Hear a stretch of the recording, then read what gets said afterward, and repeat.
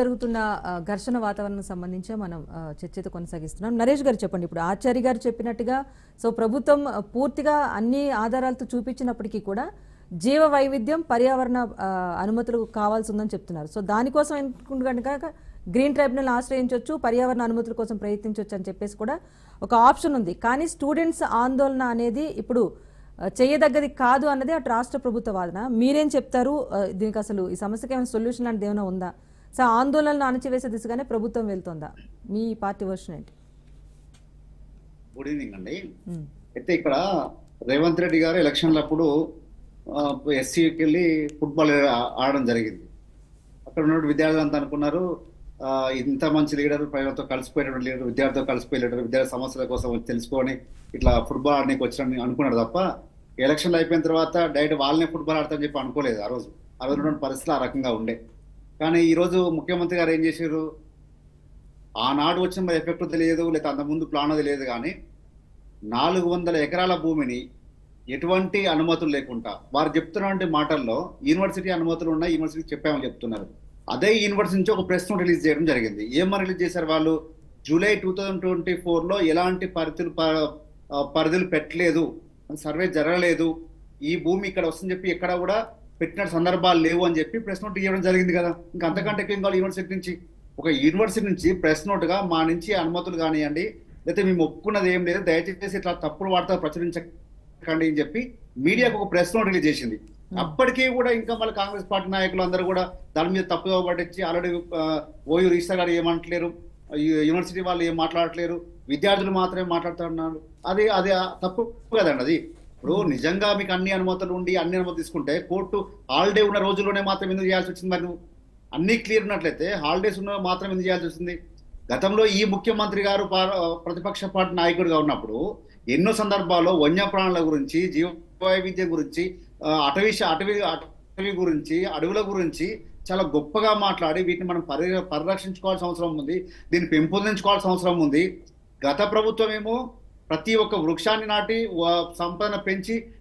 వృక్ష సంపదను పెంచి నెంబర్ 1 స్థానంలో తీసుకుపోయే పరిస్థితి తీసుకొస్తే, ఇప్పుడు వీరేమో హైదరాబాద్ నడిబొడ్లో ఉన్నటువంటి ఫారెస్ట్ అంటే అడవి లాంటి సంపద, వన్య సంపద అంతా కూడా ఈరోజు నాశనం చేసే విధంగా అక్కడ క్లీన్ చేస్తూ ఉంటే, అర్ధరాత్రులు క్లీన్ చేస్తూ ఉంటే, అక్కడ ఉన్నటువంటి వన్యప్రాణులు అన్నీ కూడా అరుస్తూ ఉంటే చాలా విషాదకరమైన బాధ కనబడతా ఉంది. ఈరోజు బీజేపీ పార్టీ నాయకులైనా లేకపోతే విశ్లేషకులు కూడా ఎందుకు బాధపడతా ఉన్నారంటే ఆ విషాదకరమైనటువంటి వీడియోలు చూస్తూ ఉంటే ఎందుకు ఈ పరిస్థితి చేయాల్సిన పరిస్థితికి వచ్చింది? ఈ రాష్ట్రాన్ని నడపాలంటే ఆ 400 ఎకరాలే అవసరమా? ఆ 400 ఎకరాలు అమ్మకపోతే మనం ఏమి ఈ రాష్ట్రం నడపలేకపోతున్నామా?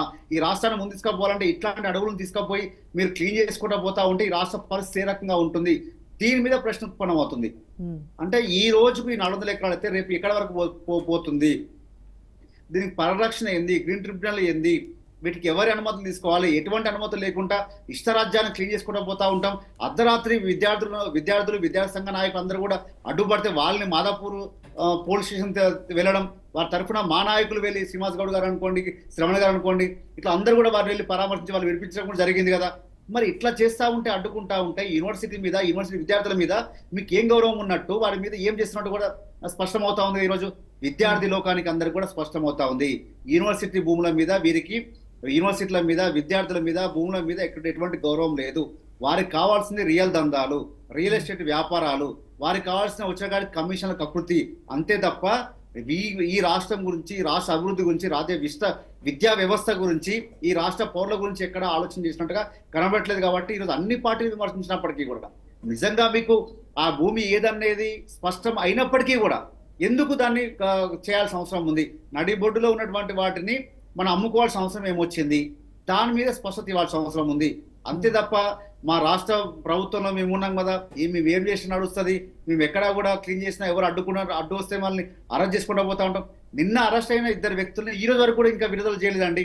దీనికి సమాధానం చెప్పలేదు కాంగ్రెస్ పార్టీ నాయకులు, దీనికి సమాధానం చెప్పలేదు ప్రభుత్వము. అంటే అడ్డం పడితే బుల్డోజర్లు పెట్టి ఇష్టానుసారం భూములను సాధన చేసుకుంటూ పోతా ఉంటా అంటే ఎవరు రావద్దు, ఎవరు మాట్లాడొద్దు అనుకుంటా అంటే తప్పు కదా ఇది. ఇట్లాంటి విషయాన్ని మీడియా కూడా దీన్ని హైలైట్ చేయాల్సిన అవసరం ఉంది, దీన్ని ఖండించాల్సిన అవసరం ఉంది. ప్రజాస్వామిక వాళ్ళందరూ కూడా రావాల్సి, దీనికి అడ్డుకోవాల్సిన అవసరం అని చెప్పి మా వాదన. నరేష్ గారు, అయితే ఇక్కడ ఒక పాయింట్, ప్రభుత్వం తరపున అయితే కోర్టు ద్వారానే అనుమతులన్నీ ఉన్నాయి కనుక సో ప్రొసీడింగ్స్ ముందుకు వెళ్తా ఉంది ప్రభుత్వం చెప్తున్న వాదన. కానీ ఇంకొక విజువల్స్ కూడా మనం చూస్తున్నాం. అక్కడ జింకలు కానీ మీరు చెప్పినట్టుగా జంతుజాలం ఏదైతే ఉందో అవి ఇబ్బంది పడుతున్నప్పుడు పర్యావరణ అనుమతుల ద్వారా మీరు కూడా కోర్టుని అప్రోచ్ అవ్వచ్చని కూడా చెప్పింది. సో ఆ రకంగా చట్టపరంగా పోరాటం చేయడానికి ఉన్న ఆప్షన్స్ ఏంటి? ఆ దిశగా వెళ్లకుండా స్టూడెంట్స్ నిరసన చేయడం వల్లే పిహెచ్డి స్కాలర్స్ను కూడా అరెస్ట్ చేయడం జరిగిందని చెప్పేసి ప్రభుత్వం తరపు నుంచి వినిపిస్తుంది. సో ఆ విధంగా స్టూడెంట్స్కి సపోర్ట్ ఇచ్చి చట్టపరంగా ముందుకు వెళ్లే ప్రయత్నం జరుగుతుందా? మేమేమంటామంటే చట్టం పనిలో 100% కోర్టుకి వెళ్తాం, అవన్నీ చూస్తాం. ఉమ్, కానీ కోర్టు హాలిడేస్ లో ఉన్నప్పుడు ఇప్పుడే క్లీన్ చేయాల్సిన అవసరం ఎందుకు వచ్చింది? ఎవరు కోర్టుకి వెళ్లకుండా, ఎవరు స్టే తెచ్చుకోకుండా, ఎవరు మాట్లాడకుండా ఈ సమయంలో మాత్రమే తీసుకురావాల్సి వచ్చింది.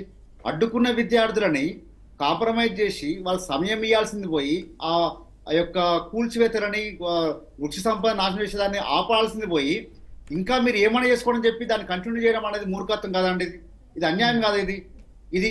ఇది దేశ సంపదని మీరు ఇష్టానుసారంగా వాడుకుంటా పోతా ఉంటాం. ఏదో కోర్టు మాకు ఆర్డర్లు ఉన్నాయి, లేకపోతే మాకు గవర్నమెంట్ ఆర్డర్లు ఉన్నాయని చెప్పి అట్లా చేసుకుంటూ పోవడం అనేది దుర్మార్గము. ఖచ్చితంగా ప్రజల సంక్షేమం కోసం ఆలోచన చేయాల్సిన అవసరం ఉంది. ప్రజలు కోరుకున్న దాన్ని గౌరవించాల్సిన అవసరం ఉంది. ఏ ప్రభుత్వమైనా ఎన్ని ఆర్డర్ ఉన్నప్పటికీ కూడా ప్రభుత్వం ప్రజల ఆకాంక్ష మేరకు ముందుకు పోవాలి తప్ప తన ఇష్టానుసారంగా రియల్ దందాల కోసమే, ఆదాయ వనరుల కోసమే ముందుకు పోతా అంటే మాత్రం ఖచ్చితంగా ప్రజల నుంచి వ్యతిరేకత వస్తుంది. అది విద్యార్థుల నుంచి కానీ, యూనివర్సిటీల నుంచి కానీ, అన్నిట్లలో కూడా ఖచ్చితంగా వ్యతిరేకత మూట కట్టుకోక తప్పదు.